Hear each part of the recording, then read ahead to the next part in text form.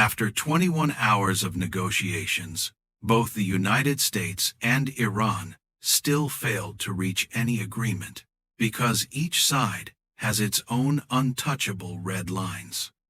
First, the U.S. demands that Iran completely give up its ability to produce nuclear weapons. Meanwhile, Iran considers nuclear weapons as something vital for maintaining its power.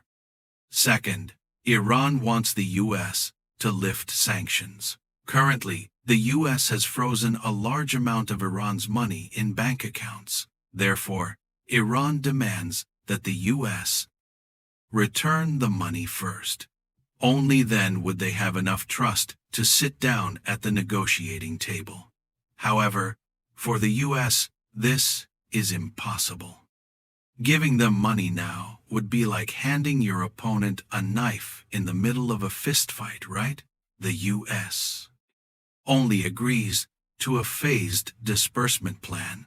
Iran completes each commitment step by step, and the money will be released accordingly. But Iran refused.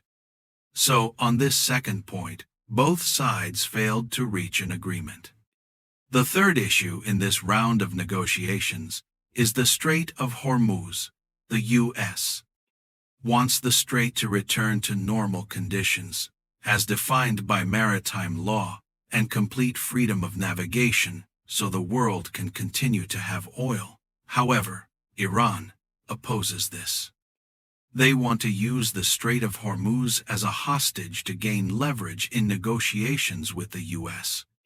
The U.S. wants Iran to provide information about naval mines' coordinates of where they were placed so they can remove them and ensure safe passage for ships. But Iran firmly refused. They basically said, "We forgot, we don't remember where we placed them. And besides, with ocean currents, the mines may not even be in their original positions anymore." So they're essentially saying, ships can just pass through the strait if something explodes, then you'll know. Nothing complicated about that. That is exactly why, after the negotiations ended, Donald Trump announced that the U.S. Navy would blockade the Strait of Hormuz. For Trump, there are now only two options. Either the strait remains freely navigable as before, or the U.S. will control it. There is no way he would allow Iran to use Hormuz as a bargaining chip anymore. Trump also does not want to see a situation where Iran is fighting the U.S., but still freely selling oil to make money. On top of that, Iran even plans to charge $2 million per ship passing through the strait, and even worse, charge in Chinese yuan to the U.S. This is an insult to its prestige. Therefore, either the strait must remain open for free navigation, or the U.S. will control it. Simple as that. The U.S. is trying every way possible to cut off Iran's oil revenue. If the Strait of Hormuz is blocked, Iran can extract oil but won't be able to sell it. The U.S. doesn't need to attack Karg Island. First, even if they attack it, can they hold it? Can they handle the losses? It's a small island. Landing troops there while Iran fires from within would be extremely risky. Second, destroying Karg Island would disrupt global oil supply, and after the war ends, it would take a long time to rebuild and stabilize oil prices. Meanwhile, blocking the Strait of Hormuz means that once it reopens, oil prices can drop immediately, but destroying oil facilities would take much longer to recover. However, the U.S. blockade has become highly controversial worldwide. According to the United Nations Convention on the Law of the Sea, UNCLOS, all ships, civilian or military, have the right of transit passage through straits without interference from coastal states. This puts the world in a difficult position when it comes to condemning the U.S. If someone says the U.S. is violating the law, The US can simply argue, these are our military ships transiting the strait. What law are we breaking? But in reality, they are using military ships to control the flow and only allow vessels that benefit them to pass. Ships that don't benefit them, like Iranian oil tankers, will obviously be blocked. Some people argue this is wrong, calling Trump a pirate. But Trump could counter, when Iran previously restricted passage and only allowed ships from 5 friendly countries, why didn't people condemn that? Now, the US is actually allowing ships from hundreds of countries and only restricting a few that are friendly with Iran.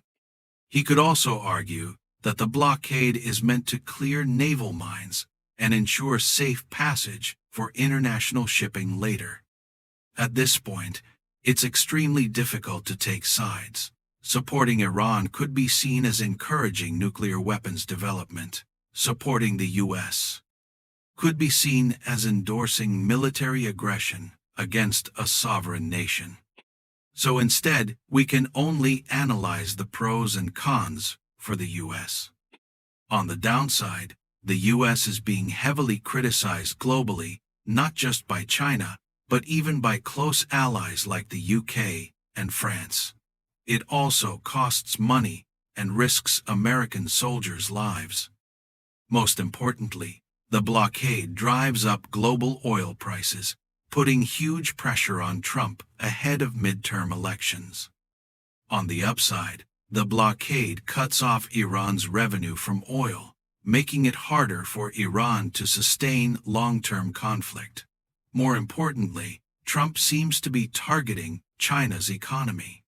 Previously, China imported oil mainly from Venezuela, Iran, and Russia, but now Venezuela is effectively under US control, Iran is blocked, and Russia is struggling due to heavy attacks on its oil infrastructure and has even banned gasoline exports.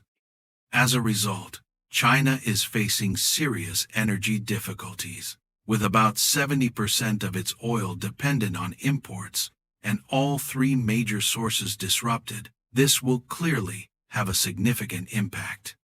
Trump has also warned China about supplying weapons to Iran, though China denies this.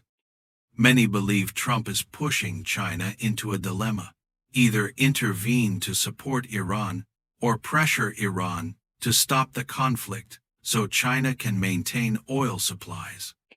In the end, any successful negotiation between the US and Iran will likely require China's involvement, because China is the country most directly affected and has the strongest influence over Iran at this time.